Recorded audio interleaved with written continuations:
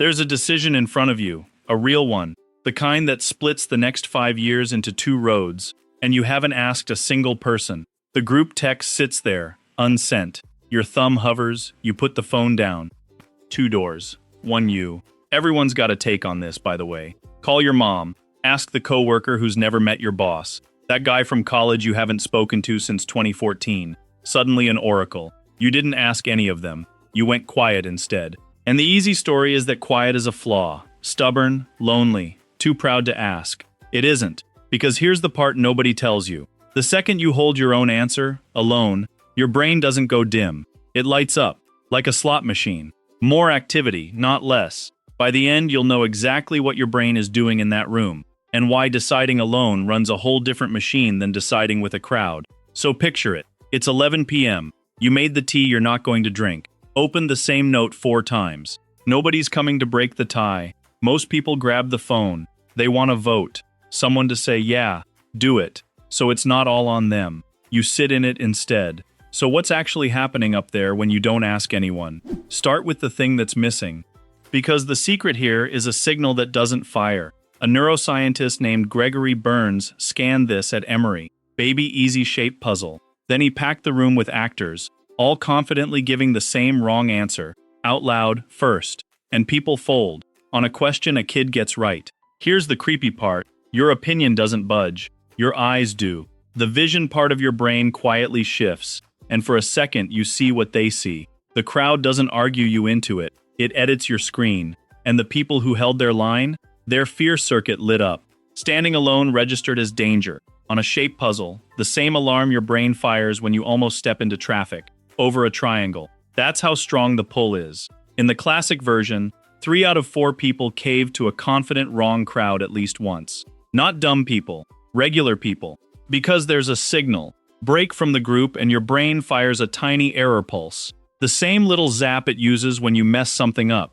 Like an autocorrect changing a word you spelled right. You disagree with the room, and your own head flags it. Wrong. Fix it. Now here's the turn. That pulse needs a room. Faces in front of you answering first. But alone at 11 p.m., with the cold tea, nobody fires it, and the correction never comes. So solo isn't you missing input. It's you missing the tug that drags everyone else toward the middle. But okay, a missing tug isn't a skill, so what's your brain doing instead? Running a different part. Right behind your forehead sits a strip called the vmPFC. Think of it as your personal pricing engine. It scores every option against what you truly value. Not what looks good, what's worth it, to you. In a room full of opinions, that engine has to share the desk. Half of it is busy reading faces. Who wants what, who'll be annoyed. Alone, it gets the whole desk. Nobody in the back yelling, "Are you sure?" while you're doing the math. And we know it's doing real work, because of how it breaks. Damage that little strip, and people can list every pro and con for an hour and still can't pick lunch. That's the part the crowd quietly turns down. Alone, it comes right back up. So the solo brain runs your values cleaner. Cleaner than what, though? What got yanked out of the room? One thing. The anchor.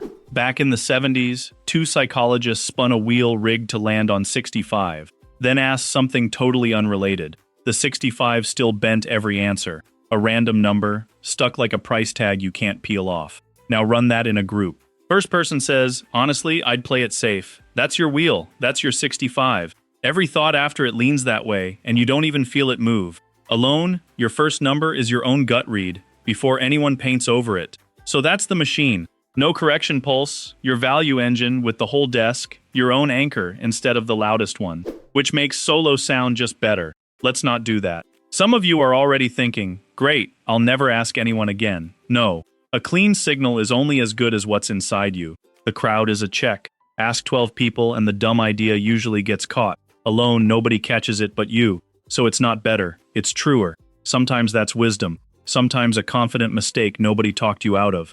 So the real shift is this. Deciding alone was never your brain coming up short. It's your brain on a different setting, a specific way of thinking, and you can run it on purpose. So next time it's 11 p.m. and the group text is sitting there unsent, you put the phone down anyway. 2 doors, 1 you. That quiet isn't you missing a vote. It's the one room where your own signal doesn't get overwritten. Your call. For once, only yours. If this one landed, watch if you do these 5 things alone, your mind works differently than most. Same quiet room, a few more things your brain does in it.